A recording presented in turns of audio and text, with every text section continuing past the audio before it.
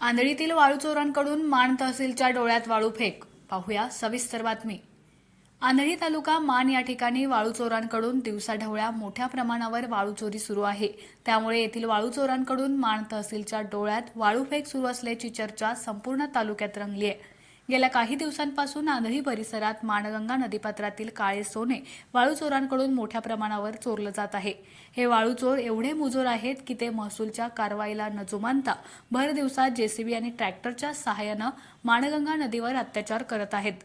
शासनाचा लाखो रुपयांचा महसूल बुडवणाऱ्या या वाळू चोरांना महसूलच्या कारवाईची भीती वाटेना झाली आहे।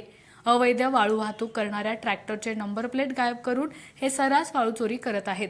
या वाळू तस्करांना आळा घालणं गरजेचं असून निवडणुकीच्या धाकधुकीत प्रशासनाला आलेली मरगळ झटकावी। महसूल प्रशासनाने अशा मुजोर वाळू चोरांवर कडक कारवाई करावी असा सूर सर्वसामान्य जनतेमधून सध्या उमटत आहे।